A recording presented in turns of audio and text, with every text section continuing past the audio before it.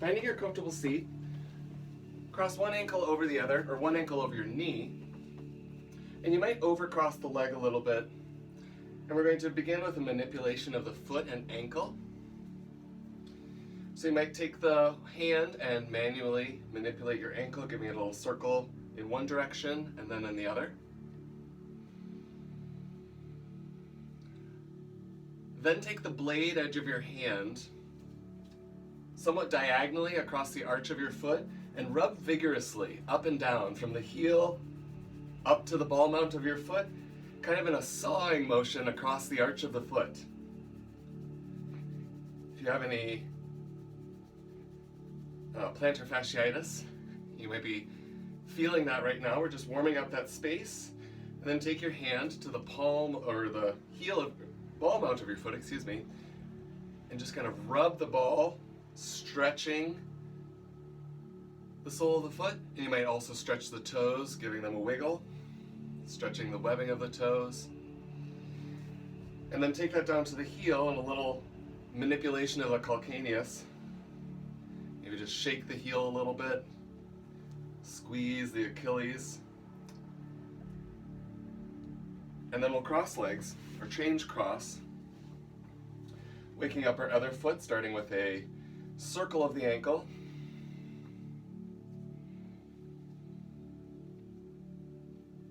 And in the other direction, you may notice a tight ankle or tightness in one part of your range of motion.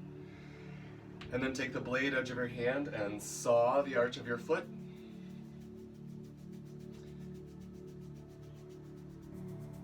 And I'm applying pressure, but also rubbing vigorously on the skin, so I build a little heat, waking up the foot chakra. And then to the ball mount of your foot, stretching that callus pad, and maybe stretching the webbing of your toes.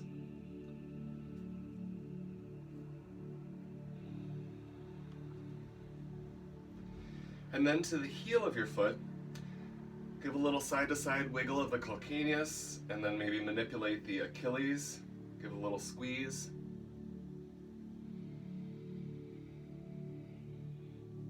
And then find a comfortable seat for you. That might be legs crossed in front. You're also welcome to fold your legs underneath. We'll move our spine a little bit. Hands on the knees. Inhale, extend. Exhale, flex. Inhaling, extend your spine. Exhale, flex.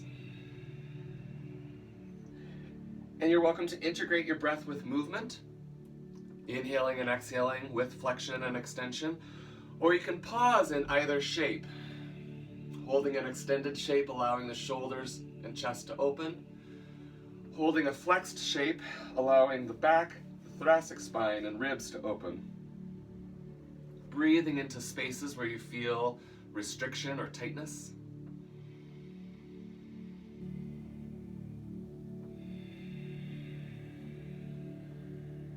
Back to neutral, sitting up on your sit bones. Reach your hands above head, unite your hands.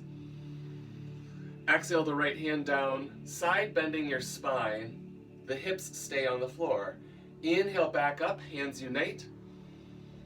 Exhale, lean to the left, side bending the spine, keeping the right hip anchored. Inhale back up. Now we'll move side to side with the spine, moving the arms to support us, but also moving the arms to find length through the vertical plane when we're at the top. Breathing as you like, but really working for a full breath. One more time to the right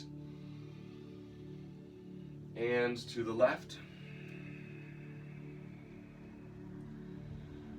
Similar motion where our hands will unite above head.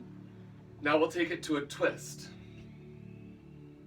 Inhale, hands unite once again, and twist left. Inhale, hands unite. As you twist, notice if the hips want to steer with you. Try to resist with the pelvis so the spine has more range of motion, more opening in the rotation. One more time to the right. And one more time to the left.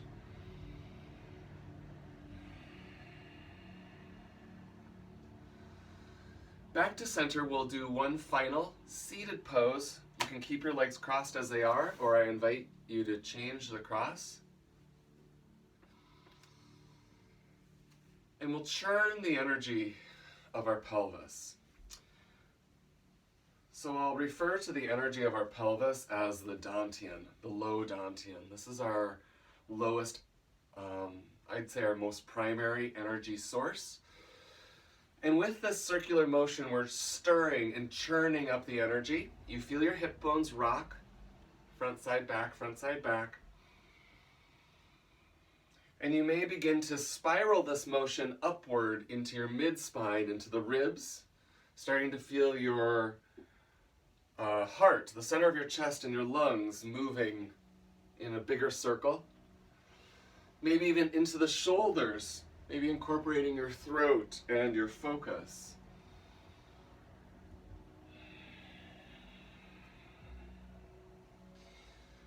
Let that circle unwind and resolve to stillness, and we'll take the circle in the other direction.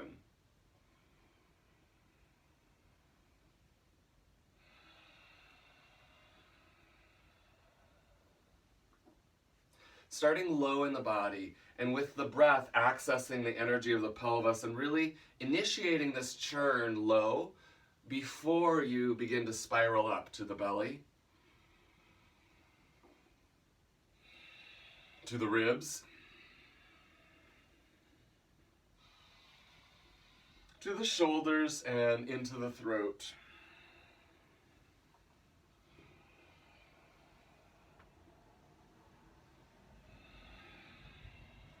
Let that circle resolve. All right, and we're preparing for our first sequence.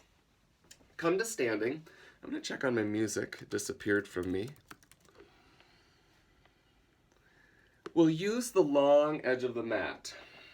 So if you want to organize your mat and your body to face your camera to see me.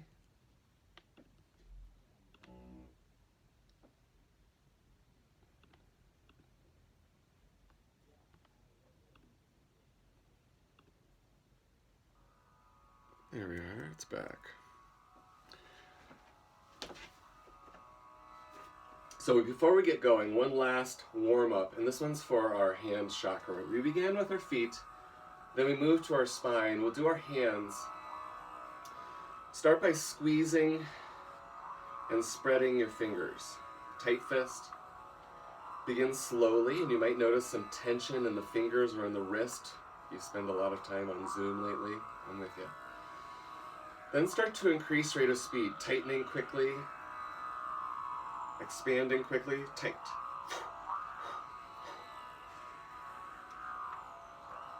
So tight in, quickly out.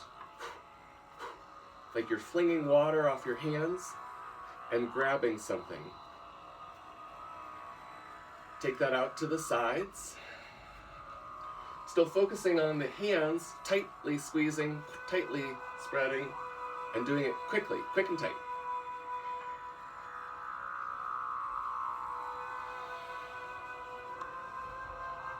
And then all the way back down. You might feel a little burning in the forearms, activating those muscles. And then shake out the hands. Rub the palms vigorously.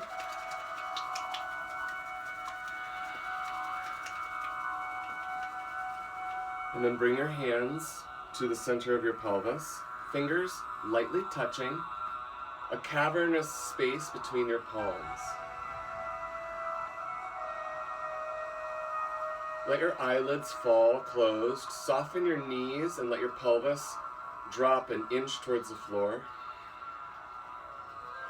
And notice with that lowering of the pelvis, the grounding of the energy in your pelvis. This is the dantian. Begin to breathe deeply and feel that breath coming into your dantian, into your low pelvis.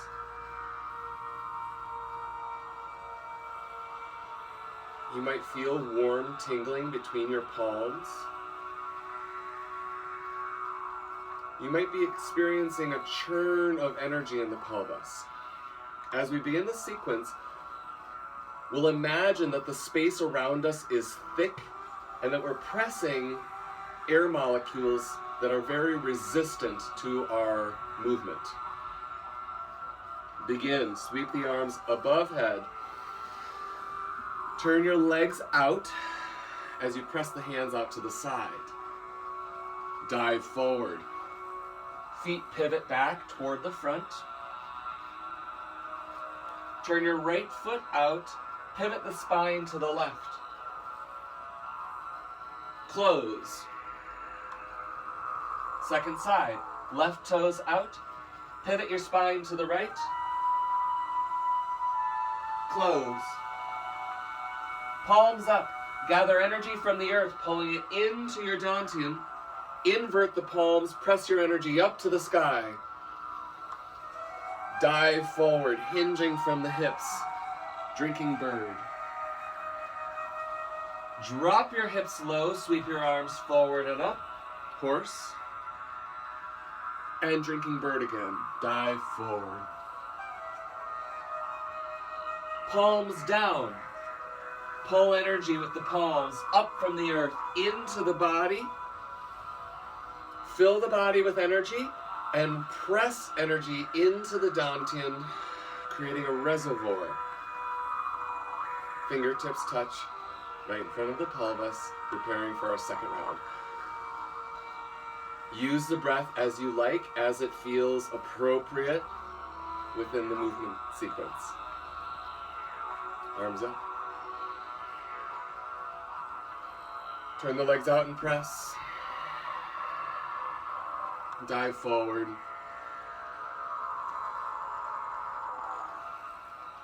Right toes out. Rotate spine to the left. Close. Left toes out. Rotate spine to the right. Close. Palms up. Gather. Invert the palms. Press. Dive. Drop the hips, rocking horse. Dive. Palms down, gather. Fill up the body. And press.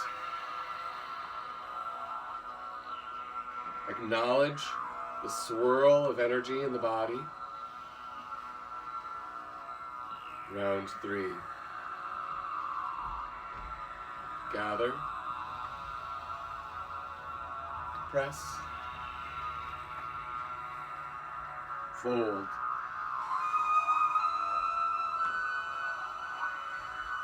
Right toes out. Spine rotates left. Close. Second side. Close. Palms up, gather. Invert and press. Dive. Drop your hips, rocking horse. Dive.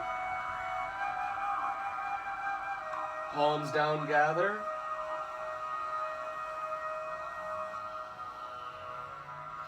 And press. Toe heel your feet together underneath you.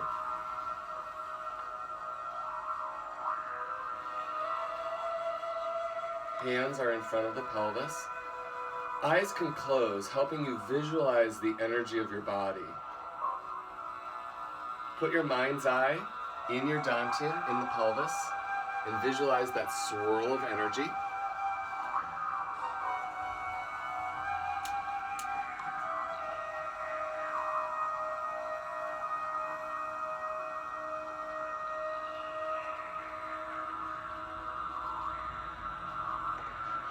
Round 2, warrior advances and retreats. We'll start on the right leg, or we'll start with the right leg lifting. The arms sweep up. You have a ball of energy between your hands. You pull that ball of energy into the pelvis. You pivot and rotate, pressing toward the back wall. You're on the ball of the back foot. That's 1. Gather energy into the pelvis, pivot and rotate, ball of the back foot, pressing to the front. 2.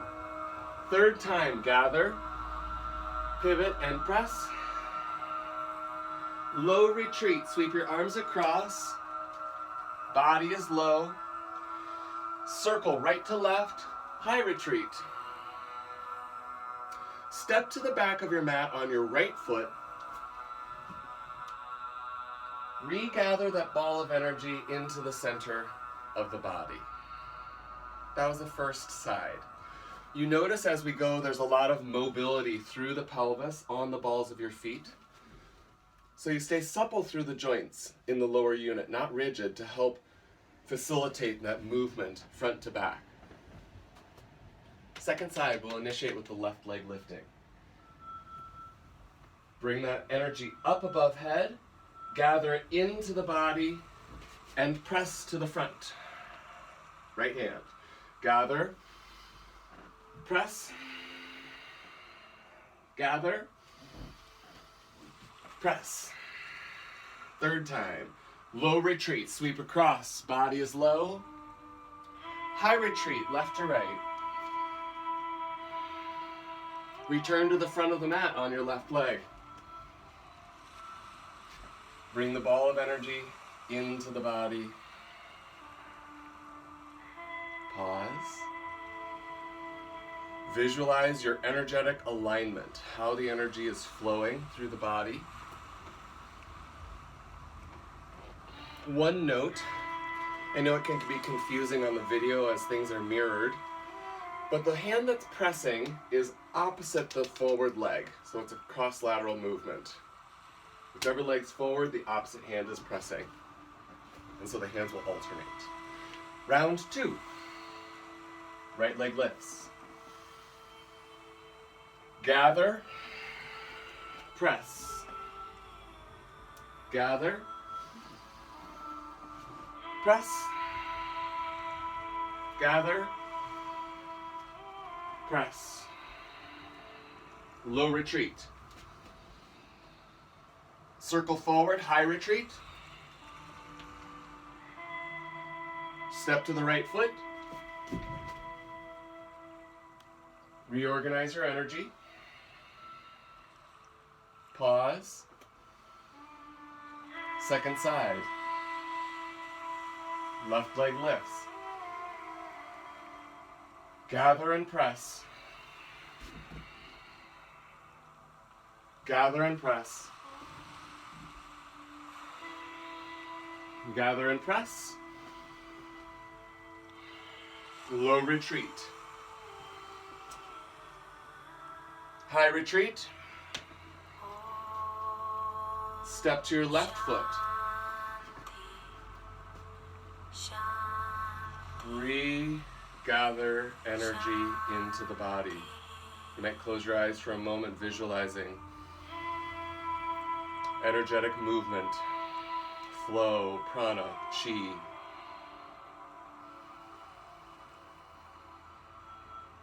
Ashe. Round 3. Move at your own pace. Right leg lifts. Gather and press. Gather and press. Gather and press.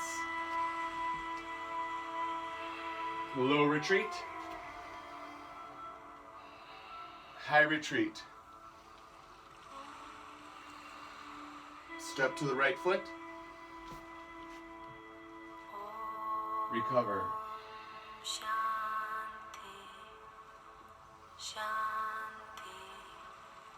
Left leg. Gather and press. Gather and press. Gather and press. Low retreat. High retreat. Step to your left. And recover. Hands to the low dantian. You may begin with your fingers touching, or a sliver of space between the fingers, yet imagine that your fingers were touching, and you can feel the energy of your hands communicating with one another. Even without touching, you can feel a filament of energy.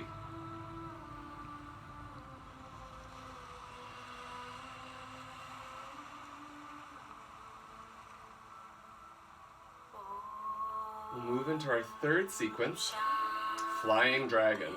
This one has a bit of a storyline and narrative, so all my cues will relate to your right and left side, but also to the story of the dragon. Here we are. Beginning similarly to warrior advances and retreats, you'll lift your right leg, but you can expand your arms to the side. As you step your foot back, you're welcome to hover in something like Warrior 3 before you lower down, hands to the floor. You can use blocks here as well. Always twisting toward the front leg, lift your left wing. Close. Move your front leg back, left tail. This is three-legged dog. And then bring your left foot forward, back to the lunge. Right back to where you were. Fly around the world, landing facing the back of your mat in that dragon lunge. Right dragon wing, twist toward the front leg. Close. Right dragon tail, move your right foot back. Bring your right knee to nose and step your right foot under the body. Belly button to the sky, belly of the beast. Return to right wing or three-legged dog, right leg lift. Then step your right foot through, optional knee up or down, dragon's breath. You can make tight fists and unfurl your spine, tail to crown on an inhale. Exhale, stick your tongue out and open up the front of the body. Then stand up either to one foot or to two. Hands come back to the center of the body. That was one sequence through. Let's do our second side. Left leg. Dragon lunge. Right dragon wing. Close. Right dragon tail. Step forward. Fly around the world. Dragon lunge, second side. Left dragon wing. Close. Left dragon tail. Knee to nose and step it under, belly of the beast. Close. Left dragon tail again. And step it through, dragon's breath. Knee up or down. Unfurl your spine. Big exhale. Stand up. And recover. Take a breath. Preparing our second round. Right leg lifts. Dragon lunge. Left dragon wing. Close. Left dragon tail. Step forward. Fly around the world. Dragon lunge. Right dragon wing. Close. Right dragon tail. Under and across, belly of the beast. Close. Right dragon tail. And step it forward, dragon's breath. Big inhale. Big exhale. Stand. And recover. Second side, left leg. Dragon lunge. Right dragon wing. Close. Right dragon tail. Step forward. Fly around the world. Left dragon wing. Close. Left dragon tail. Step forward and under. Belly of the beast. And close. Left dragon tail. Dragon's breath. Unfurl.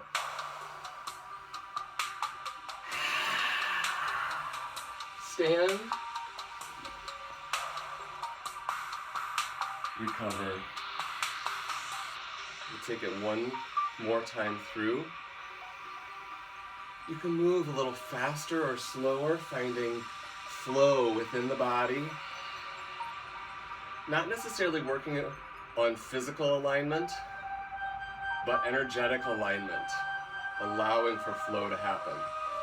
Right leg. Dragon lunge. Left wing. Close. Left tail. Step forward, fly around the world.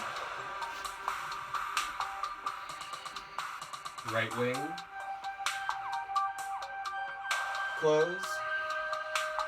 Right tail. Under. Can become more of a back bend if you choose. And recover. Right wing, right tail, and dragon's breath.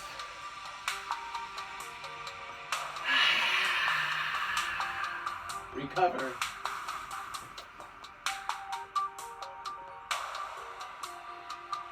Second side, as you like. Left leg. Dragon lunge. Right wing. Close. Right tail. Fly around the world. Left wing. Close. Left tail. Under and across. Belly of the beast. Recover. Left tail. Dragon's breath to finish. Biggest inhale. Most cleansing exhale. Stand. And recover. Feet underneath pelvis. Hands to the low dantian. Let the eyelids close.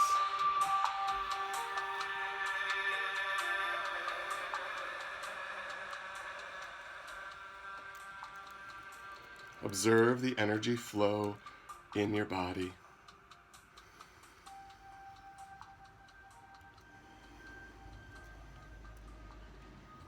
Feel the energy coursing between your hands, churning in the low dantian.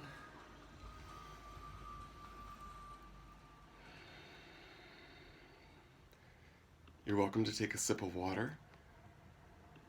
We'll come down to the mat, find your props. We'll move into the yin part of our practice.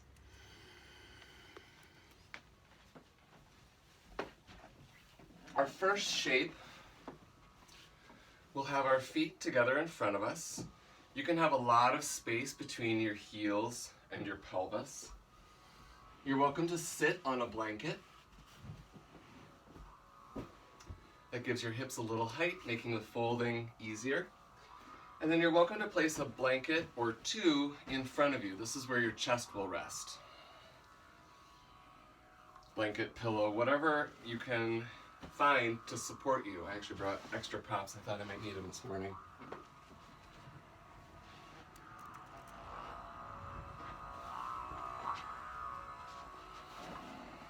Once you find your shape, whatever that looks like for you, the first step of a yin shape is to commit to the pose, resolve to stay.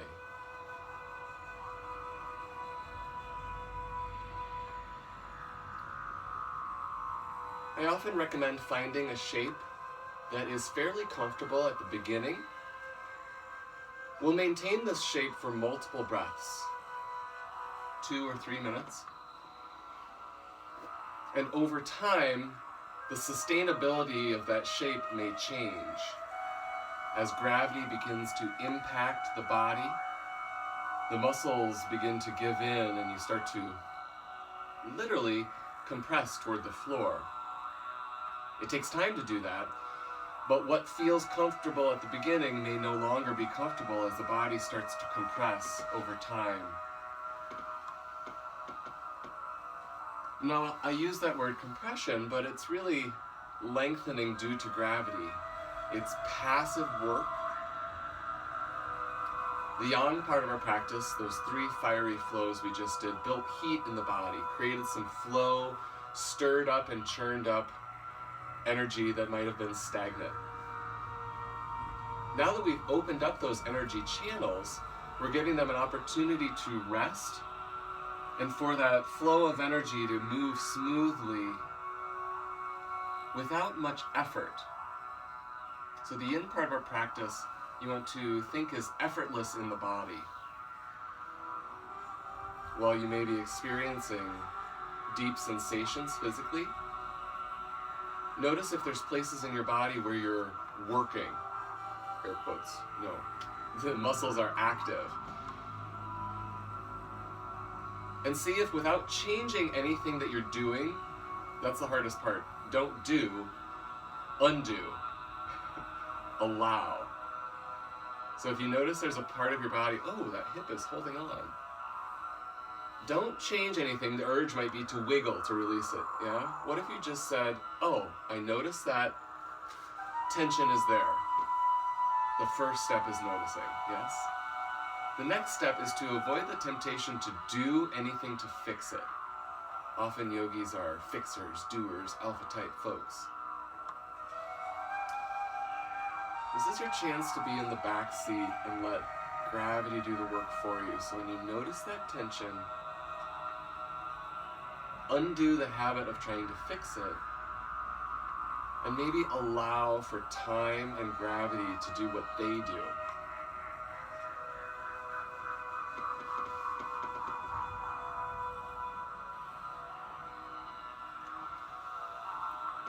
That soapbox speech I offered is really an introduction, an entree into the theory or the technique of a yin practice. Yes, the how to do.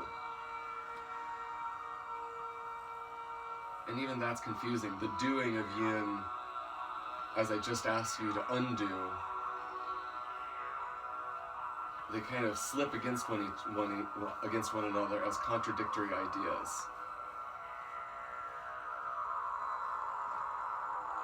So the doing of yin is undoing effort.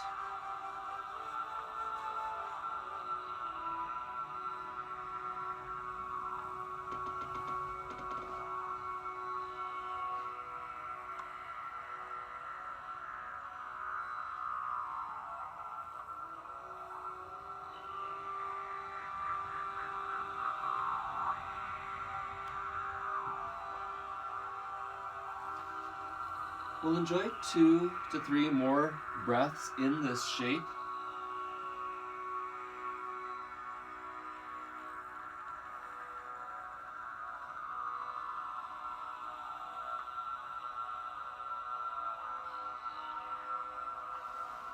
As you prepare to come out, move slowly.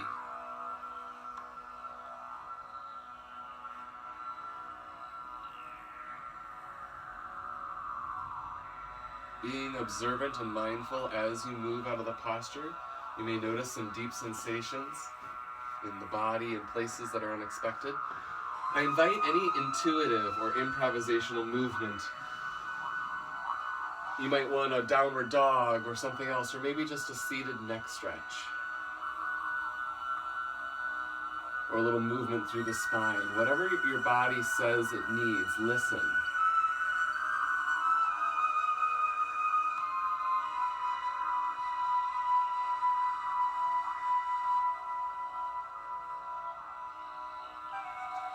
We'll move into our second shape. Bend the right knee in front, and then turn your left knee over and bend it behind. I know that sounded a little confusing. If you look at the shape, you can replicate it. The right knee is bent, turning inside up. The left knee is bent, turning inside down. We'll rotate the body toward the right, toward what I consider the front leg. You can't go really toward the other one. The easy way to rotate. And then you'll have props there to support the body. As you lay down on your props, you're deeply compressing your right hip. So there's a deep crease in the hip joint. You're allowing your shoulders to square toward the floor, so the left shoulder is draping down. Looking toward the knees makes this more accessible. Turning your head away, which for me is to the right, makes this a little more intense physically. Remember, staying in the posture becomes more intense, so choose the variation for the beginning, and then resolve to stay.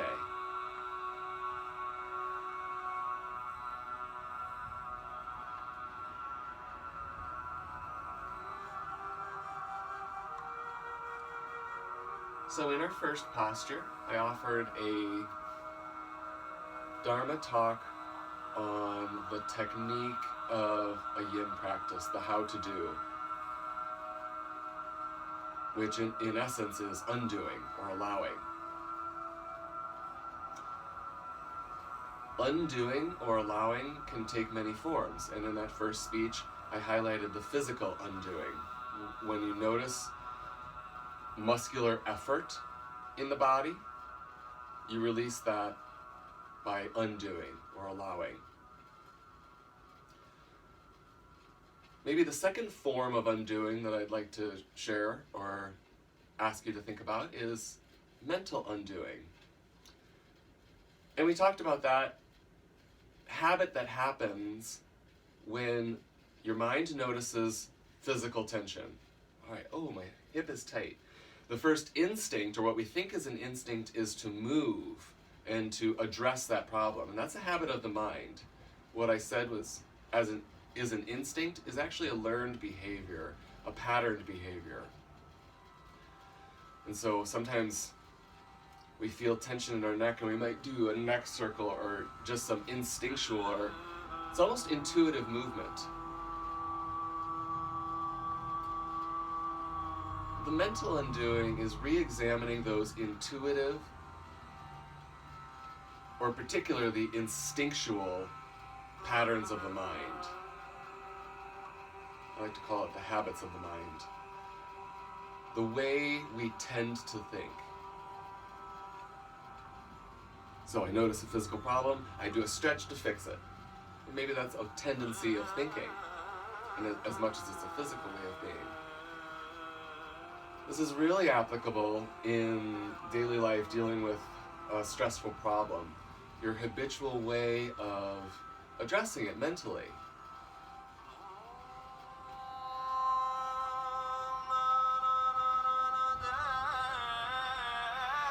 In many ways our habits are good, but in all the ways our habits are worth examining. Particularly the habits of the mind. I'm noticing in this period of quarantine, those habits of the mind become heightened, as if they're under a magnifying glass. So ways of thinking that might be worrisome, a tendency to worry, might be exacerbated in times of crisis. And it's not bad. You just notice it. And then we return to this technique in Yin of undoing. Once you notice it, instead of doing, you undo. You allow for maybe a new thought pattern, or a new thought process, or a new critical thinking model. We'll take 2 or 3 more breaths on this side.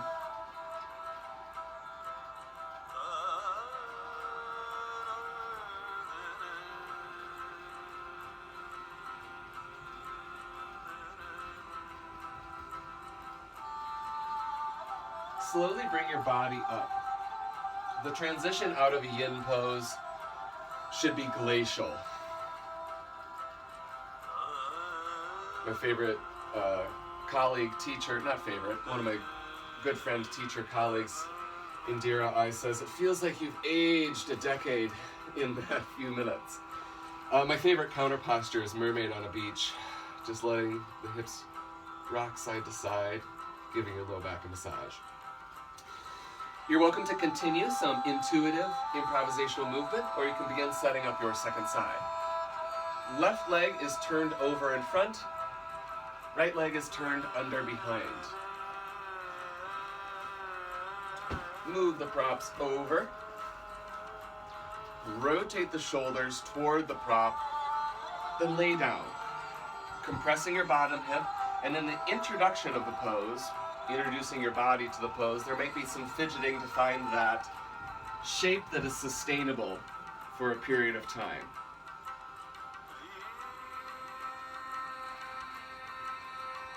Remember, looking to the right is a little more accessible, looking to the left is a more challenging beginning,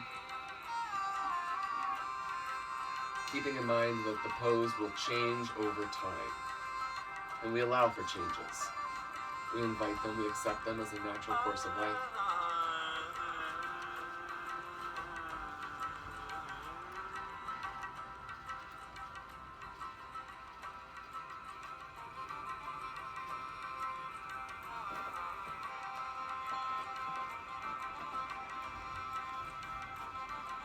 So another form of undoing I invite you to consider in my third Dharma talk.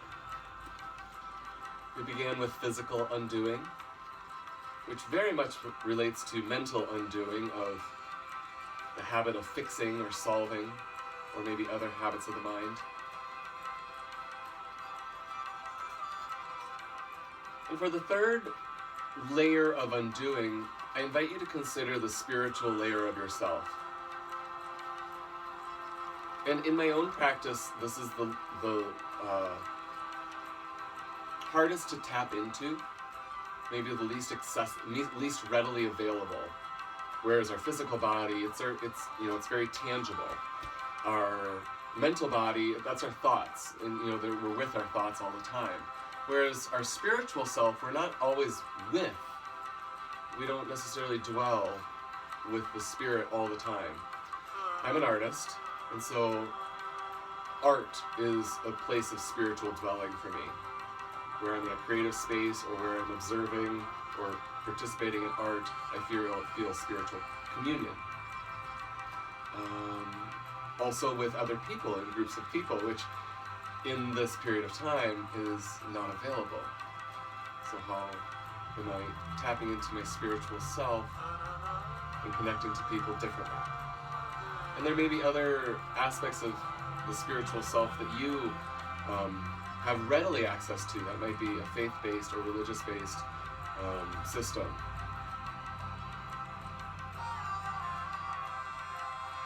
But I invite you to notice what you do, the active effort you apply to cultivating a sense of spiritual presence or spiritual awareness. And then maybe imagine a time when you didn't do anything to activate or connect to the spirit, but the spirit came to you. I'll share an example, and it's for me the most readily accessible example. There's two. Listening to a piece of music that cuts right to the core of me, yes? And I feel an immediate emotional connection or memory or something. Music can sometimes get me to that spiritual place. The other one is communing with nature. I take a walk in a space that's away from houses, and there's a certain energy that's not palpable, but all of a sudden is tangible, and I have this tangible access to my spiritual self. So what are those opportunities where you don't do anything to cultivate the spirit, but you just are? You are yourself, you just exist, and the spirit comes to you. Maybe that's a communion with nature, a listening session to some music, a Zoom with a close friend. Maybe it's finding a piece of literature, scripture, or some other mantra that really connects to you and allows you to think deeply, or a painting that just inspires you, a mandala that draws you in and gets...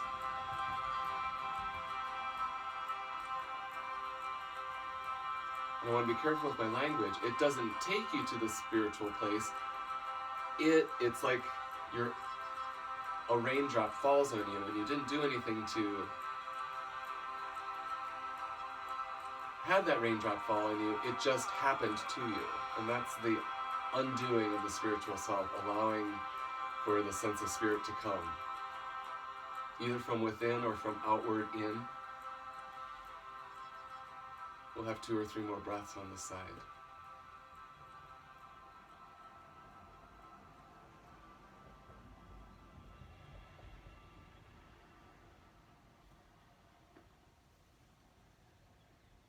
As you begin to make your way out of this variation, unwind the legs and do any recovery or variation you might need.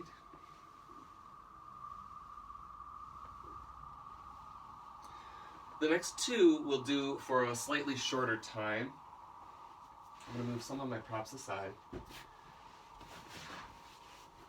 If you place your head to the front of your mat, you might place a pillow or a block on the right front corner of your mat.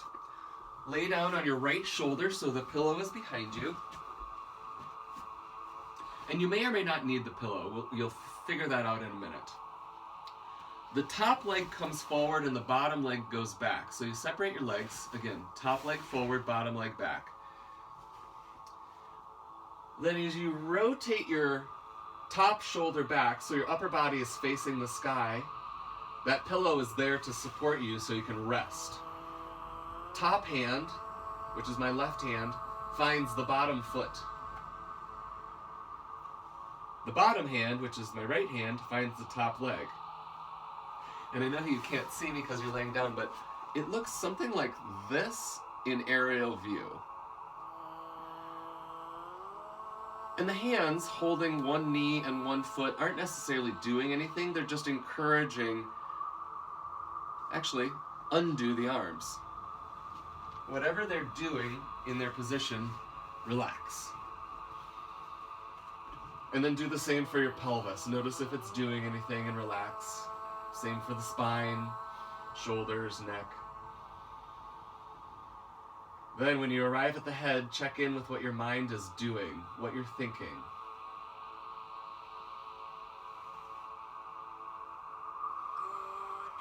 And gently let go of any thinking. Thinking is doing, planning is doing. Let the mind rest on the breath.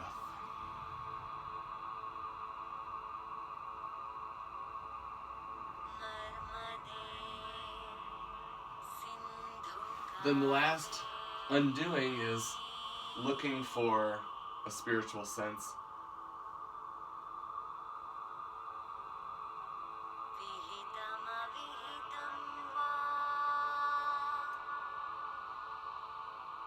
Notice if you feel any connection to another person. That connection might be the memory of someone you love dearly. And when that memory is recalled, the body is filled with that spiritual connection of someone.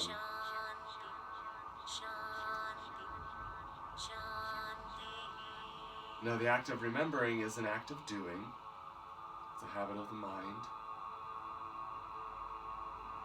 So there's this paradox of accessing the feeling of remembering someone that you care about, knowing that you're loved and you love someone, without the doing of remembering them.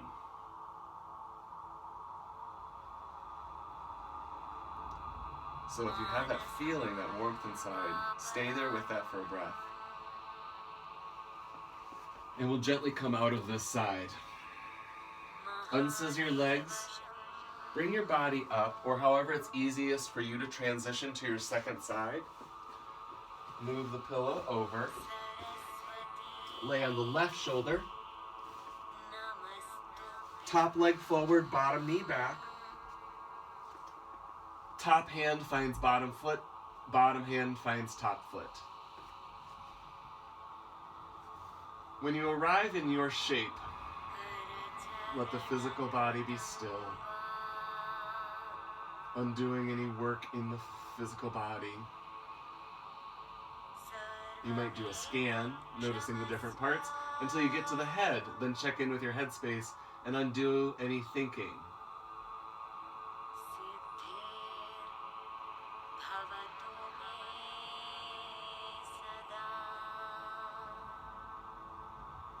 And then lastly, find the sense of spirit and notice if there's spiritual searching happening. And let that go in favor of contentment.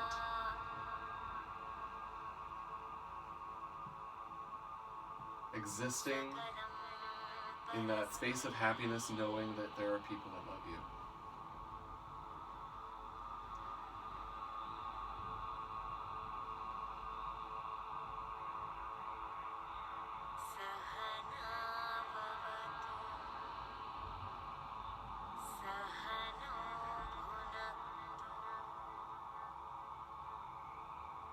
Enjoy another breath in and another breath out.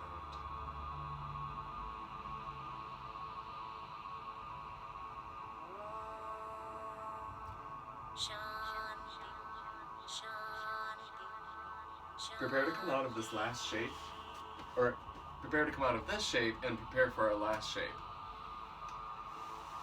The last shape is a back extension. A couple different ways to set this up. If you have a foam roller, so though sometimes foam rollers are a bit hard, you can lay a foam roller vertically to support your spine, and that's a nice extension, but it's a little intense. You might take a pillow, you might take your blanket and roll it up long way, so you have something like a cylinder to lay on. Your hips remain on the floor. The cylinder, the pillow, whatever props you have, if you have blocks, you can put one block this way to support your rib cage and one block this way to support your head. Hips are on the floor. Recline your spine onto your prop. Options for your legs. You can have soles of the feet together, letting the legs open in Baddha Konasana. You can extend your legs long, letting the feet fall out to the side. Options for your arms. Hands can be opened down by your hips. As you start to take your arms out to either a T shape or even up to a Y, it becomes more intense through the pec. For me, a T shape is accessible. If I start to move to the Y shape, it constricts a nerve and I get numb in my arm, and so that's not a sustainable position for me. So choose that arm variation that you can reside in for a few minutes.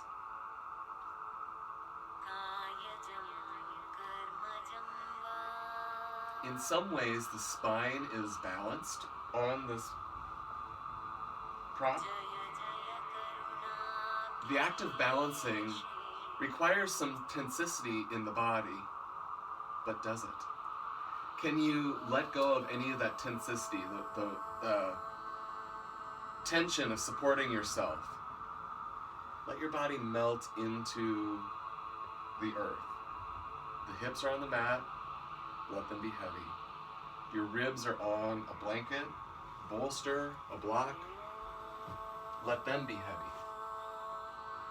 Your head is resting heavily on a block. Let your head be heavy.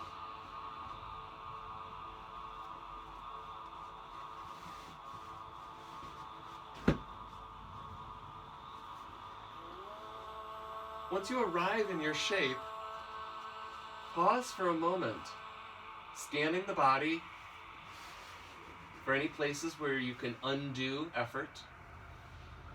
Scan your head for areas to undo thought.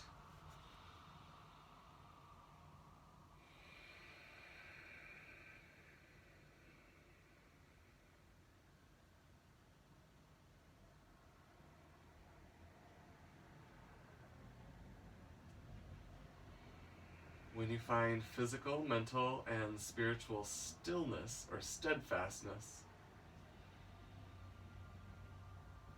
a meditative state can arrive.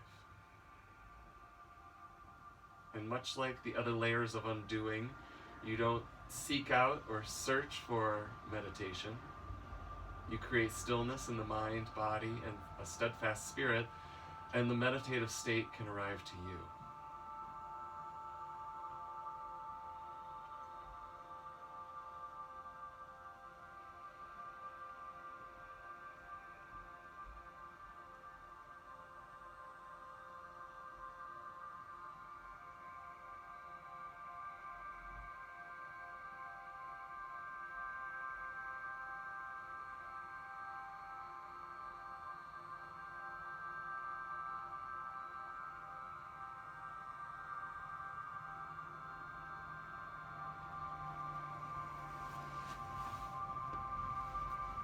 I invite you to stay here for a few more moments, or as long as you like, to soak up the effects of your practice.